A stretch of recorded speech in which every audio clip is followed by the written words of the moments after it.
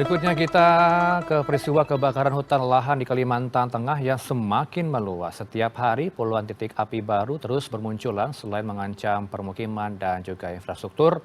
Karhutla juga memicu memburuknya kualitas udara.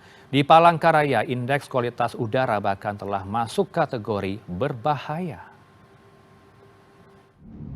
Kebakaran hutan dan lahan di Kota Palangkaraya, Kalimantan Tengah belum juga berhasil dipadamkan. Api bahkan mulai mendekati permukiman warga. Sebuah bangunan budidaya sarang walet di Jalan Pasir Panjang ikut terbakar setelah lahan di sekitarnya dilalap api. Peristiwa ini terekam kamera warga. Di waktu yang hampir bersamaan kebakaran lahan juga terjadi di Jalan Langkai Permai. Api yang nyaris menyambar sejumlah rumah memaksa warga bergegas menyelamatkan diri. Kebakaran yang terus menjalar bahkan mulai mengancam sejumlah jalan protokol. Asap pekat dan radiasi panas dari kebakaran membahayakan pengendara yang melintas. Dalam sehari, karhutla di Kota Palangkaraya terjadi di puluhan titik. Banyaknya lokasi kebakaran membuat petugas kewalahan. Sejumlah laporan dari masyarakat bahkan belum dapat ditangani secara maksimal karena petugas harus membagi kekuatan di tengah meluasnya titik api. Yang kita khawatirkan adalah karhutla sampai ke permukiman. Dan itu memang kami antisipasi jangan sampai itu terjadi bersama Satgas. Kami bekerja sama dengan aparat setempat baik RT, RW, Lurah. Karhutla tak hanya mengancam keselamatan warga, tapi juga membuat kualitas udara di Palangkaraya memburuk. Kabut asap pekat membuat napas terganggu dan mata terasa perih. Meski kondisi udara memburuk, aktivitas belajar mengajar tetap berlangsung. Para pelajar dari tingkat PAUD hingga SMP masih harus belajar di sekolah dengan menghirup kabut asap tebal.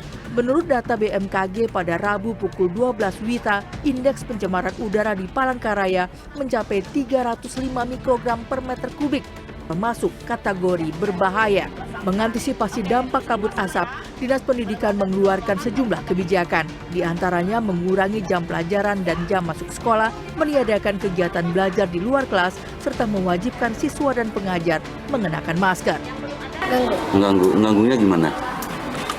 Di pernapasan. Kalau berdasarkan hasil pantauan kita kemarin, itu memang ada beberapa anak dalam satu kelas itu ada yang 4 orang, 3 orang, ya bahkan ada sampai 5 orang dari dalam kelas.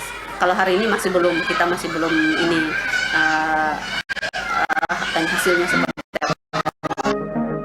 Di tengah meluasnya karhutla, aparat kepolisian juga terus melakukan penyelidikan untuk mengungkap penyebab dan tindak para pelaku pembakaran hutan dan lahan. Dari 5 kasus yang ditangani Polres Kota Waringin Timur, Kota Waringin Barat, Sukamara, dan Kabupaten Pulang Pisau, 12 orang terduga pelaku telah ditetapkan sebagai tersangka. Polda Kalimantan Tengah saat ini juga tengah menangani 36 kasus karhutla.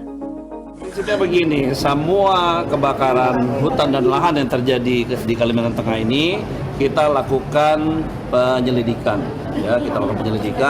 dan sampai dengan saat ini kurang lebih kalau tidak salah ya ada sekitar 12 yang sudah ditetapkan sebagai tersangka. Seperti apa Pak? Karhutla, saya pesannya mari kita bersama-sama menjaga jangan sampai terjadi kebakaran hutan di wilayah Kalimantan Tengah ini.